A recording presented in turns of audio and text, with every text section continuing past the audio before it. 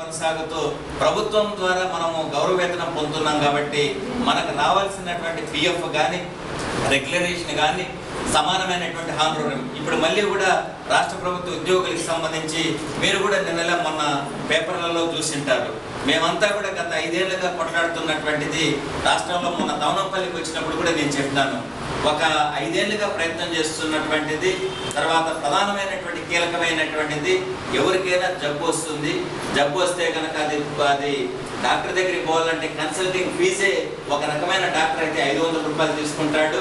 తర్వాత నాకు జలుబు ఉండదులే అంటే కనుక ఒక హాస్పిటల్కి పోతే జలుబు ఉండదా అని చెప్పేసి ఫస్ట్ ఏం చేస్తాడంటే తర్వాత నీకు బ్లడ్ టెస్ట్ చేస్తాను, బ్లడ్లో ఏమన్నా ఉండదేమో అంటాడు. తర్వాత సిటీ స్కాన్ చేయాలా, నీకేమన్నా తలలో ఏమన్నా ఆ సిమ్టమ్స్ ఏమన్నా ఉండదేమో అంటాడు. తర్వాత వచ్చేసి కాఫ్ టెస్ట్ చేయాలా, దానివల్ల ఏమన్నా సిమ్టమ్స్ ఉండదేమో అని చూస్తాడు. తర్వాత ఎక్స్రే తీస్తాడు, సిమ్టమ్స్ ఏమన్నా ఉండదేమో అని చూస్తాడు.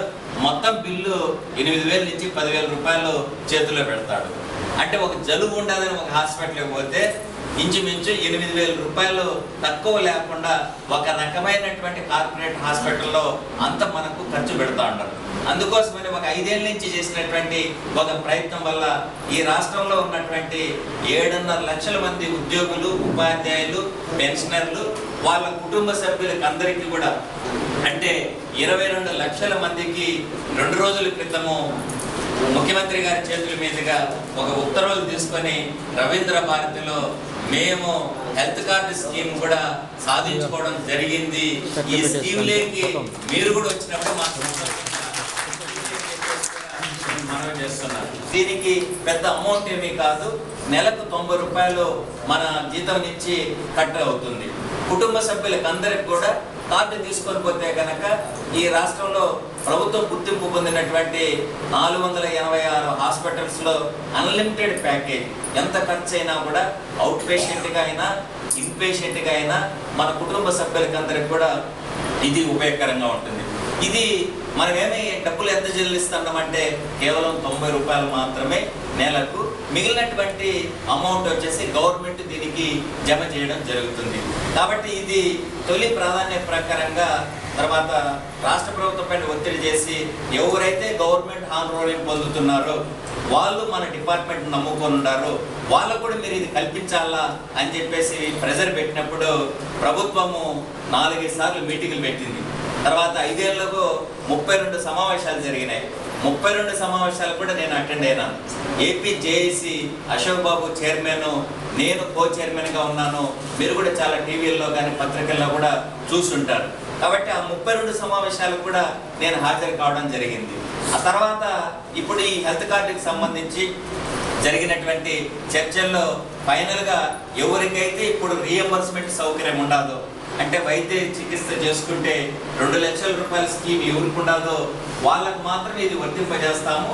తర్వాత మీ ఈ పథకానికి ఉద్యోగ సంఘ నాయకులకే మేము సారథ్యము పెడతాము, ఉద్యోగ సంఘ నాయకులకే సారథ్యం పెడతాము. మీరు ఈ స్కీమ్లోకి ఏ ఎంప్లాయీస్ని తీసుకోవాలా, ఎవరికి ఇది వర్తింప చేయాలనేది మీరే నిర్ణయం తీసుకోండి అన్నారు. కాబట్టి నిన్నలా మొన్ననే జీవో వచ్చింది, మన ఎస్టీయూ వెబ్సైట్లో కూడా ఉన్నది, మీరు కూడా చూడండి. ఫస్ట్ దీనికి సంబంధించి ఈ హెల్త్ కార్డు స్కీమ్లో కూడా ఫస్ట్ వ్యక్తి ఏపీఎన్జిఓ ప్రెసిడెంట్, రెండవ వ్యక్తి సెక్రటరియట్ ఎంప్లాయీస్ ప్రెసిడెంట్ మురళీకృష్ణ, మూడవ వ్యక్తి మీ ముందు మాట్లాడుతున్నటువంటి కత్తి నరసింహారెడ్డి. ఆ స్టీరింగ్ కమిటీలో ఎస్టీయూ స్టేట్ ప్రెసిడెంట్ హోదాలో ఆ జీవోలోనే కన్నా ప్రెసిడెంట్ ఆఫ్ ఎస్టీయూ ఏపీ అని చెప్పేసి మూడో వ్యక్తిగా ఉన్నాను. ఇది 3 నెలలకు ఒకసారి ఈ మీటింగ్ జరుగుతుంది.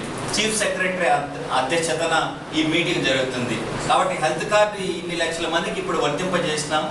మిగిలినటువంటి వాళ్ళకు కూడా ఈ పథకం పరిధిలోకి ఎవరెవరిని తీసుకొని రావాలనే దానిపైన కూడా ఇది చర్చ జరుగుతుంది. ఆ చర్చల్లో నేను కూడా మీకు స్పష్టంగా నేను హామీ ఇస్తున్నాను.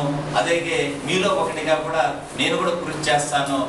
తర్వాత ఈ రాష్ట్రంలో ఎవరైతే రెగ్యులర్ జీతం కానీ గౌరవ వేతనం కానీ పొందే వాళ్ళందరికీ కూడా ఎంప్లాయీస్ హెల్త్ కార్డు పథకంలోకి తీసుకొని వస్తామన్న భరోసాను కూడా మీ ముందు నేను పెడుతున్నాను మిత్రులారా. కాబట్టి ఎందుకంటే ఆ కార్డు అనేది ఒక వ్యక్తి డబ్బులు లేక చాలా. చదువు నిలప